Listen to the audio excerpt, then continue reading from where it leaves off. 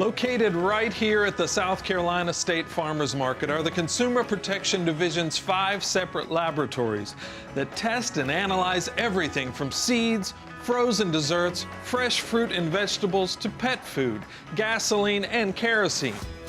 And they have one goal: protect consumers from unsafe, ineffective, mislabeled, or fraudulent goods. In all, the labs here are responsible for granting 14,000 licenses, permits, and registrations each year. Here at the Chemical Residue Lab, technicians analyze fruit and vegetable samples from supermarkets and farmers markets statewide to find any possible chemical contaminants or pesticide residues that exceed tolerances, whether that food is grown right here or out of state. Once the samples arrive in the lab, they're chopped and blended with acetone to extract any organic residues that are present. A small aliquot of that acetone extract goes through a separation procedure, and any pesticide residues present are trapped in a sorbent and isolated for analysis. That purified extract is then screened using gas chromatography with mass selective detection.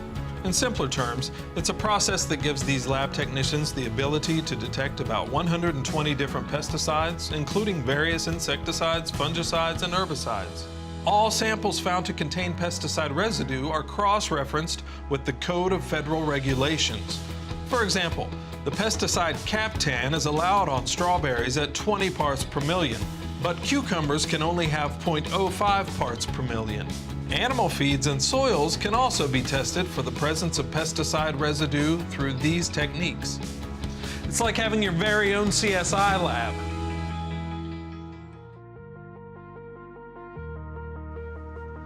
Here in the Food Lab, experts analyze a variety of foods, including ground meat and sausage, cornmeal and cereal grain food products, as well as frozen desserts and milk.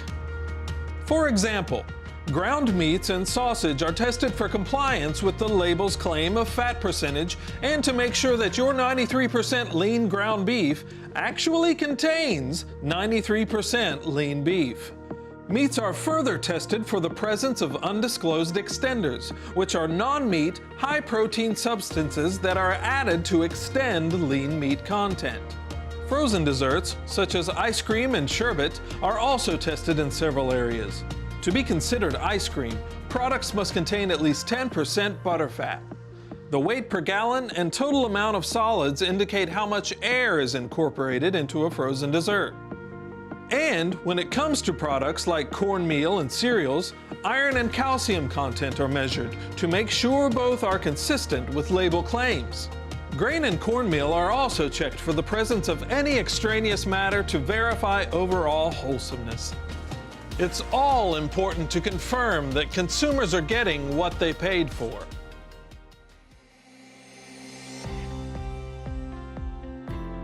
This is the Feed Lab. All animal food sold in South Carolina must be registered annually and display a proper label that includes information like brand, weight, ingredients, and a statement about protein, fat, and fiber. Plus, labels are reviewed to make sure livestock feed or pet food labels are not misleading to consumers.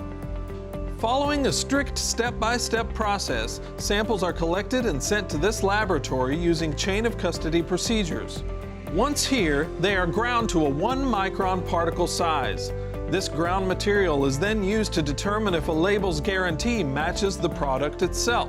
So, it's taken through a variety of wet chemistry methods, which are validated by the Association of Official Analytical Chemists, to quantify parameters such as protein, fat, fiber, vitamins, minerals, and medications.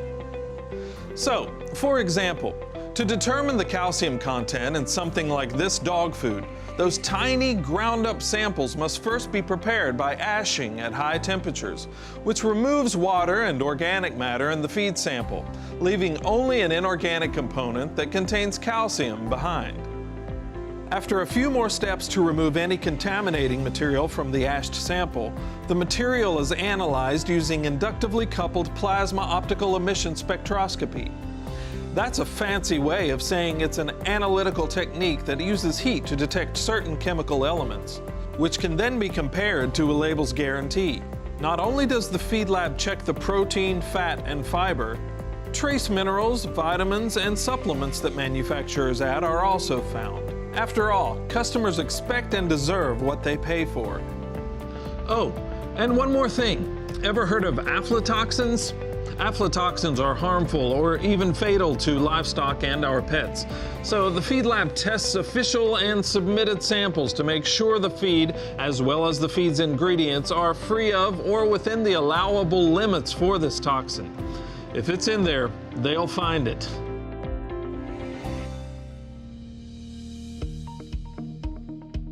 At the Petroleum lab, fuels like gasoline, home heating oil, kerosene, and diesel are analyzed for quality and safety from random and specific samples collected from all over the state.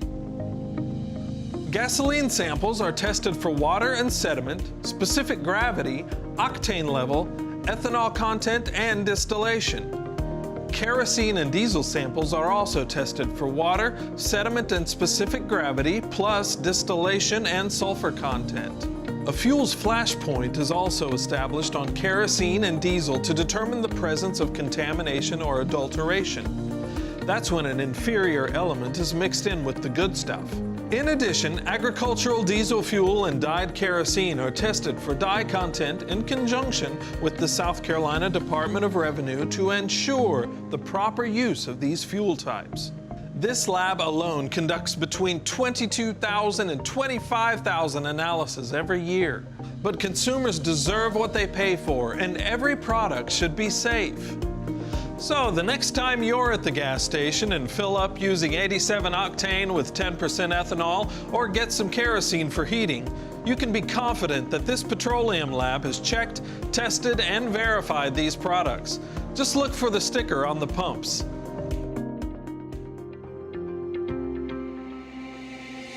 And last but not least is the seed lab. Here, seed germination and purity testing for citizens, farmers, businesses, and wholesalers takes place.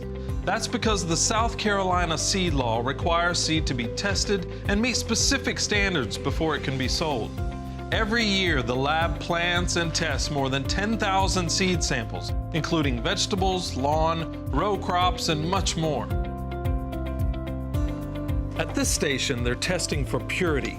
So first, technicians will randomly collect a sample of about 25,000 seeds. They are placed into a separator to ensure an even distribution. Then, broken seeds, empty husks, and other materials are separated from the pure seeds. The seeds are planted in sets of 25 to 100, and each seed is placed by hand or by using vacuum or sliding boards until there are up to 400 seeds that are planted for each sample. The samples are placed in germinators that control light, humidity, and temperature, and samples are checked daily. Seedlings are evaluated to determine what percentage produced healthy, normal sprouts. And finally, after all that is completed, a report is sent to whomever submitted the seeds. There's even a herbarium, which is a seed library that has over 1,000 samples that can be used for reference and to identify or confirm seed species. Pretty cool. Who knew all that testing, growing, and sampling takes place in this quiet little building just by the state farmers market? So, if you ever want your fruits or vegetables tested, some gasoline analyzed, or some seeds sorted, this is the place.